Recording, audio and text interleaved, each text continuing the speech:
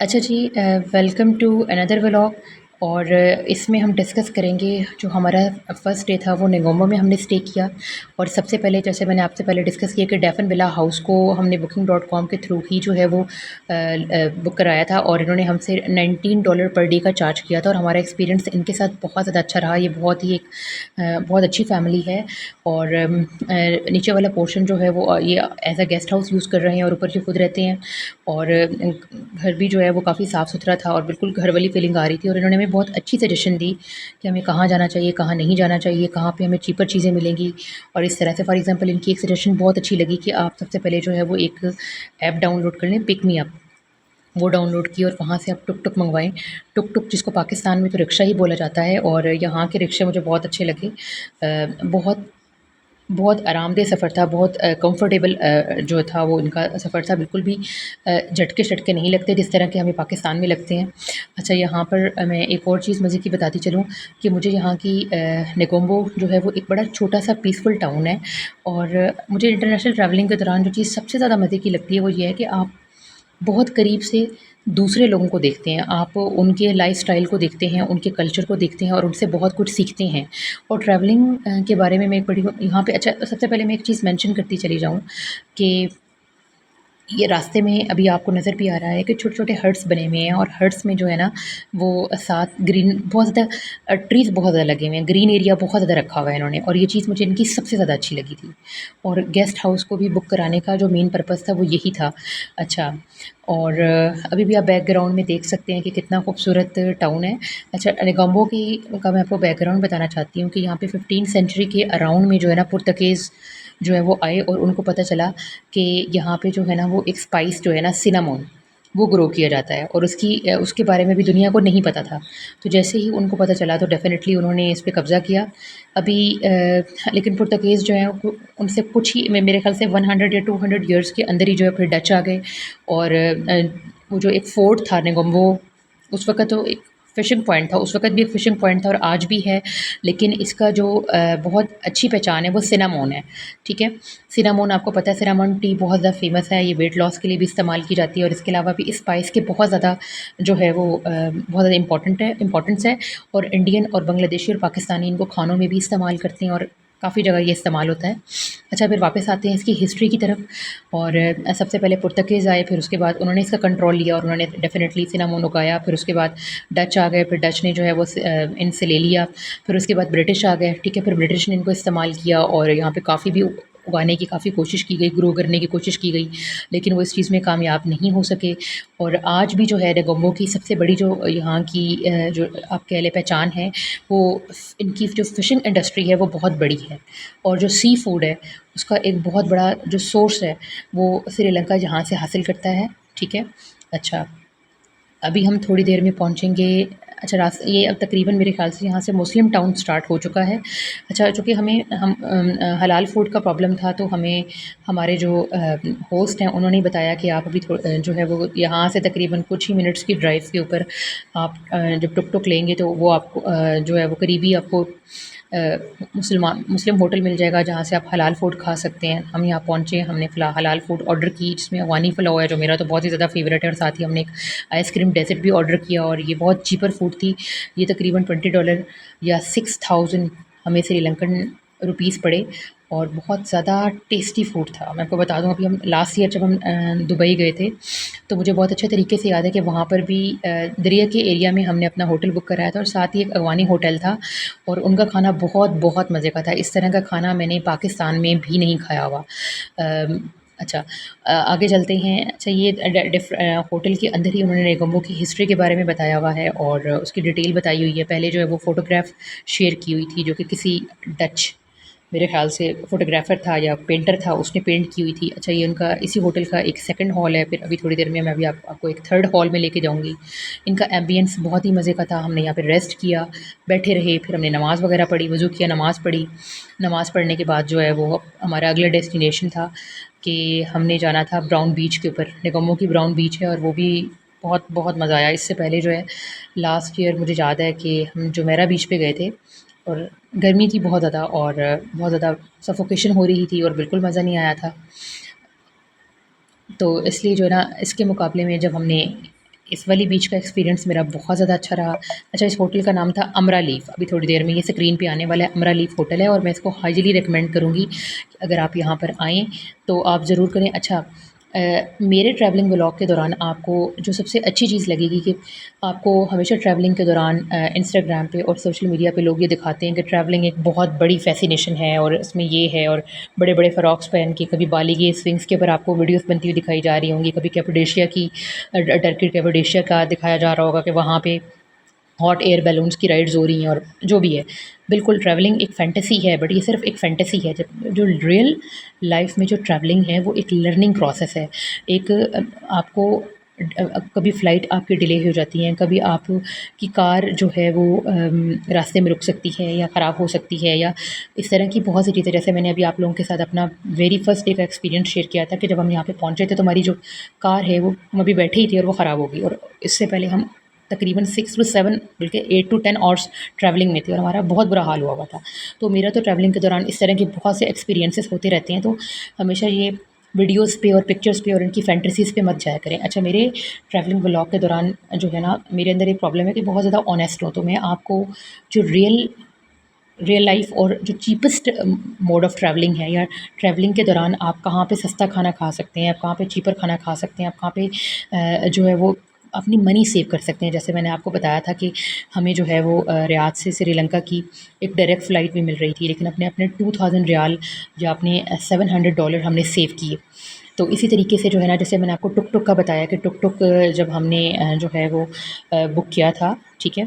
तो टुक-टुक ने वाले ने हमसे तकरीबन हमारे गेस्ट हाउस से लेकर जो हमारा अमर लीफ होटल था, जो कि मुस्लिम टाउन के अंदर है, और उसमें उन्होंने हमसे तकरीबन 400 श्रीलंकन रुपीस लिए थे, जो कि तकरीबन $1.32 बनते हैं। अच्छा हाँ, मैं एक और चीज़ बताती चलूँ, यहाँ पे एक जो बड़ी इंटरेस्टिंग सी चीज़ है जो मैं आपके साथ शेयर करना चाहती हूँ कि जो हमारा डेफ़न गेस्ट विला है, जब हम यहाँ पे पहुँचे थे तो इन्होंने ही बेसिकली हमें पिकअप दी थी, और उस पिकअप का इन्होंने हमसे 2300 जो है वो श्रीलंकन रुपीस चार्ज किया था। उसको आप कन्वर्ट करके चेक कर सकते हैं, जो कि $2300 की मैंने कन्वर्जन अभी देखी नहीं। अच्छा, बहरहाल आगे हम चलते हैं। नेक्स्ट, अभी हम थोड़ी देर में जो है मेरा ख़्याल है बीच पे पहुंचने वाले हैं।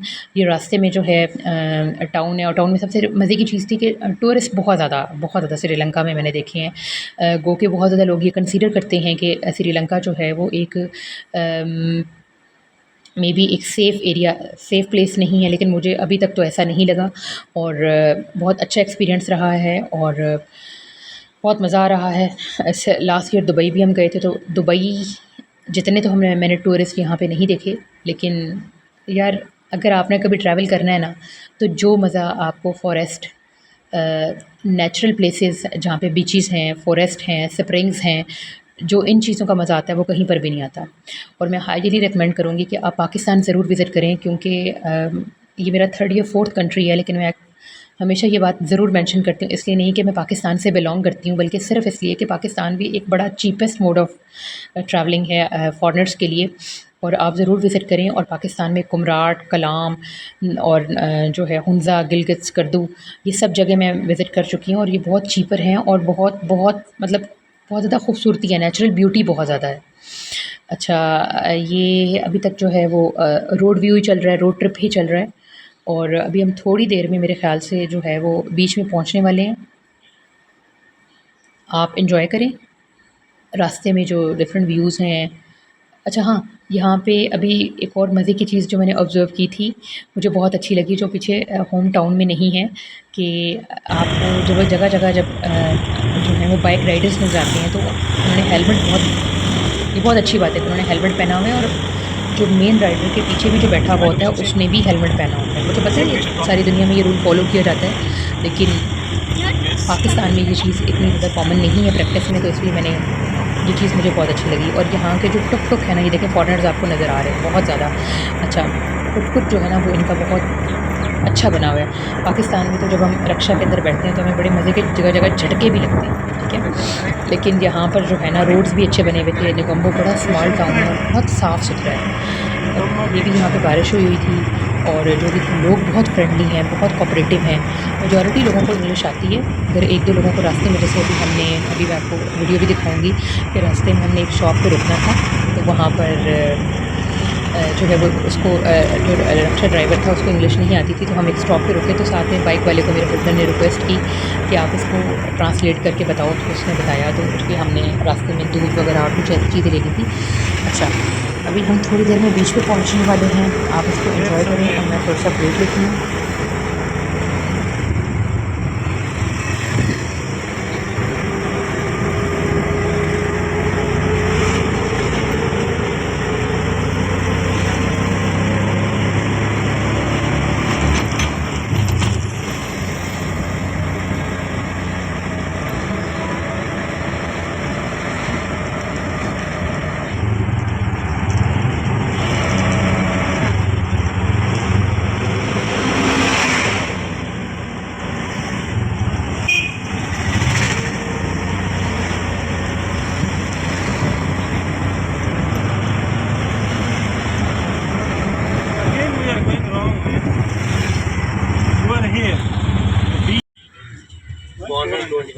Why 400? 289 was there.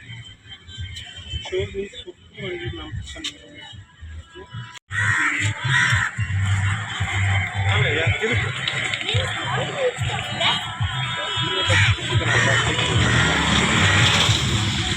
फाइनली हम बीच पर पहुंच चुके हैं। जैसे ही हम यहाँ पे पहुंचे थे हमें ऐसे लगा कि जो है ना वो हमारे पैसे जो है ना वो बहुत हद तक पूरे हो चुके हैं। जितना हमने स्पेंड किया है, जो भी हम अभी तक कॉस्ट देकर आए हैं, बहुत अच्छा वेदर था, व्यू बहुत अच्छा था। अभी आप देखें, मैंने वो व्यू कैप्चर करने की कोशिश की है और हवा बहुत अच्छी चल रही थी, बहुत पीसफुल एनवायरनमेंट था। और ये देखें, अभी आपको बैकग्राउंड में सनसेट भी नज़र आ रहा है।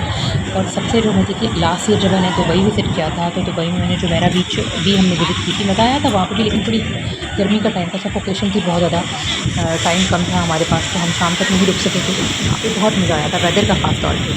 अच्छा, मज़े की बात बताऊँ, जब हम यहाँ पे एयरपोर्ट से उतरे तो एयरपोर्ट से बाहर निकलते ही जो है वो हमें थोड़ा वेट करना पड़ गया। गाड़ी का, जैसे मैंने आपसे शेयर किया था कि ख़राब हो गई थी, तो बहुत ज़्यादा हदस थी, हम परेशान हो गए थे। लेकिन अल्हम्दुलिल्लाह मैं यहाँ पे ये ज़रूर मेंशन करूँगी कि कितनी शायद हमारी किस्मत बहुत अच्छी थी कि आज शाम को निकम्बो में वेदर बहुत अच्छा था। और अच्छा, यहाँ पे जो कल भी जो अदर वीडियोज़ में आपके साथ बेनिफिट भी शेयर करूँगी। अभी निकम्बो में जो ये वाली जो ग्राउंड बीच है ना, इसकी जो स्पेशलिटी है वो ये है कि वेदर एक तो प्लेजेंट बहुत ज़्यादा था और ऐसे लग रहा था जैसे समंदर जो है ना वो बहुत गुस्से में था। जो वेव्स थी वो बहुत वाइल्ड थी। मेरे बेटे ने बहुत ज़्यादा इन्जॉय किया और मैंने भी जो है वो वीडियोज़ बनाई, पिक्चर्स बनाई और बहुत बहुत मज़ा आया। ज़्यादातर जो है वो लोग अवॉइड कर रहे थे बीच में जाने की, क्योंकि वही बात, जब आप देखेंगे तो बहुत पावरफुल, ये देखें जब भी आती है बहुत पावरफुल वेव आती है। ये उसी का नाइट व्यू है, ठीक है। अब यहाँ पे ये जगह जो अभी आपको नज़र आ रही है, ये जगह बेसिकली उन्होंने नहाने के लिए बनाई हुई है कि डेफिनेटली जब आप एक बीच में जाते हैं तो वो पानी का जो होता है वो आपको बहुत इरिटेट करता है, स्किन के लिए बहुत इरिटेटिंग होता है। तो उसके बाद हमने हल्की सी वॉक ली, बहुत मज़ा आया, ये बहुत सूदिंग था और एक किस्म की मुझे तो ऐसे लगा जैसे थेरेपी हो रही है। श्रीलंका जो है वो एक हाईली रिकमेंडेड प्लेस है, बहुत पीसफुल है, बहुत चीप है। मैंने आपको बताया कि मेरे पास अगेन मैं आपको बताऊंगी कि मालदीव्स, बाली और बाकू, ये 3 ऑप्शंस थे। मैंने इसमें से श्रीलंका को इसीलिए किया था कि इसीलिए चूज़ किया था कि यहाँ पे नेचर है, फॉरेस्ट हैं, बीचेस हैं, वाटर स्पोर्ट्स भी हैं। मालदीव्स में आपको सिर्फ वाटर स्पोर्ट्स मिलते हैं। इस तरह बाली में चले जाएँ तो बाली में भी आपको इतनी ज़्यादा वैरायटी नहीं मिलती। बाली में भी ज़्यादा वो एक स्विंग है या वो एक जो बाकी चीज़ें, बाकू का भी मैंने बहुत डिटेल में डिस्कस किया था, तो मैं डिस्करेज नहीं कर रही, आप ज़रूर है अगर आप एक हिस्टोरिकल पर्सन हैं या डेफिनेटली हर एक पर्सन टू पर्सन वेरी करता है। बहुत से लोग बाकू को मैच करते हैं टर्की के साथ, लेकिन मैंने जितनी भी उसकी वीडियोस देखी थी, मैंने कम से कम 5 to 7 वीडियोस देखी थी, मुझे उनका लैंडस्केप बहुत ड्राई लगा था और मैं ये सारी चीज़ें बड़ी डिटेल में लास्ट ईयर पाकिस्तान में। अच्छा, आपको किसी भी चीज़ के बारे में डिटेल में जानना है तो आप प्लीज़ कमेंट करें, आपके हर कमेंट का मैं जवाब दूँगी। अच्छा, ये रास्ते में अभी आपको मैं दिखा रही थी कि ये सुपर मार्केट में हम रुके थे और मैंने इसकी भी छोटी सी वीडियो बना ली थी। इतनी हिम्मत नहीं थी, हम लोग बहुत ज़्यादा थक चुके थे,